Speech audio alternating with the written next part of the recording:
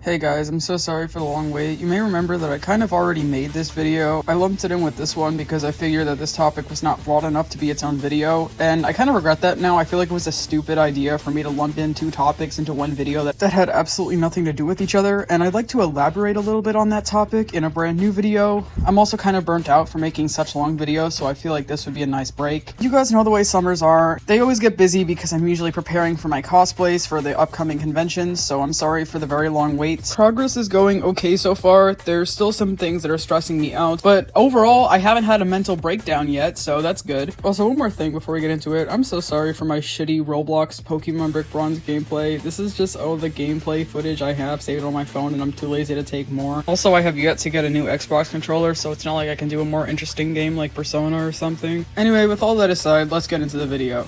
A very common excuse that I have seen in my comment section and just everywhere in general when talking about the Helliverse is that, oh, well, why are you mad that these characters aren't precious little angels? The show takes place in hell, of course they're gonna be bad. And that sentence, with no context on its own, makes sense. You can't expect people in hell to be nice people. The problem is that Viv and her team try to make you feel bad for these characters and write them off as redeemable. They're not written as heartless, selfish demons in hell. They're written as three-dimensional characters we're supposed to relate to and feel sympathy with and support while they try to become better people. If Hazbin Hotel and Hell of a Boss were like South Park, where the characters are intentionally written to be assholes, and you enjoy their behavior because they're assholes while also knowing that it's wrong, and that's supposed to be like the whole joke of the show, I wouldn't say anything. I honestly think that this concept can work quite well. This is kind of the route they took with the Murder Family. Even today, I still consider it to be one of my favorite episodes in the entire series. I love the episode, minus the stupid phone call scene that Stolas has with, and even though we got some pretty interesting lore and truth seekers, and I appreciated it, I still do feel like not every show needs some complicated, convoluted lore for it to be enjoyable for what it is. Sometimes less is more, and I feel like for a show with a premise like Hell of a Boss, simplicity works best. That's just my personal opinion though. Like I said before, people have said constantly when I talk about how shitty Stolas or Angel is to the people around them, it's hell, of course they're gonna be dickheads, why are you expecting them to be super nice people? Focusing on those specific characters, when Angel harasses Husk, or when Stolas treats Blitz like a toy,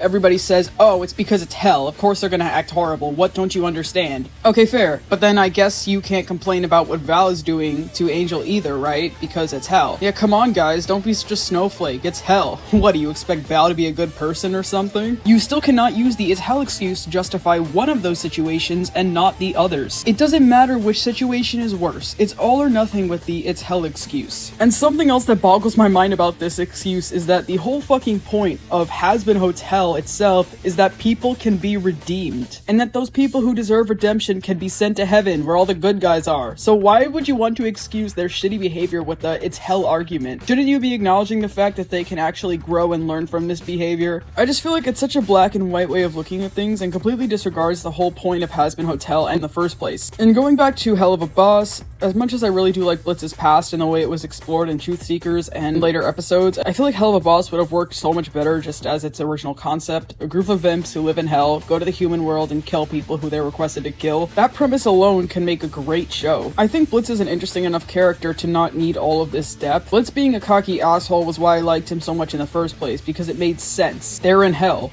In the first couple of episodes of Hell of a Boss, it's obvious that you're not really supposed to sympathize with these characters. And yeah, they may not have came off as the best of people, but that was the whole charm. That was the whole point of the show, that they're not supposed to be good guys. But then when Truth Seekers came along, they kind of flipped that concept completely on its head, and I'm sorry, I'm just really terrible at explaining things. Because like I said, I think Blitz's story is interesting. I don't hate the fact that they gave Blitz this backstory and character development. I thought it was genuinely good and interesting, but I just feel like it makes things far more complicated than they needed to be. I don't think Hell of a Boss needed to be this amazingly written story with all these well-developed, fleshed-out characters, you know? I feel like the concept in itself is enough to keep an audience. However, with Hazbin Hotel, I guess it makes a little bit more sense for them to go this route because the show is literally about redemption, so it would make sense for us to learn about a character's past and see them develop. But Hell of a Boss's original concept was literally imps go to human world, assassinate people, and now it's like a whole fucking love story bullshit thing. I just feel like with Hell of a Boss, especially in this regard, was written to be way deeper than it had to be. Again, shows like South Park have showed us that you don't need super complicated and in-depth storylines to make characters and a show enjoyable. Yes, I'm taking this opportunity to glaze One Piece again, but I just finished Water 7, right? right? I'm on like episode 280, I think. Writing was fantastic, which is what made it enjoyable. But with shows like One Piece, at least for me, I don't need a whole convoluted storyline to be entertained. Hell, some of my favorite arcs, even to this day, are Romance Dawn and Orange Town. That's probably just because I'm heavily biased and love the friendship of Zoro and Luffy so much, and I love seeing their interactions, but I also just appreciated the simplicity of these arcs. They weren't super in-depth, they were simple, it was kind of just two guys with an adorable and wholesome friendship, and that was enough for me to enjoy it. And again, maybe this is just a personal thing, but I tend to prefer simplicity. The "it's hell" excuse would only work if Hell of a Boss wasn't made to be as deep as it is. Sorry to sound like a broken record, but again, I feel like Hell of a Boss would work so much better if it just stuck to its original premise and didn't try to be deeper than it already was. The fact that Hell of a Boss is so deep is exactly why the "it's hell" excuse doesn't work.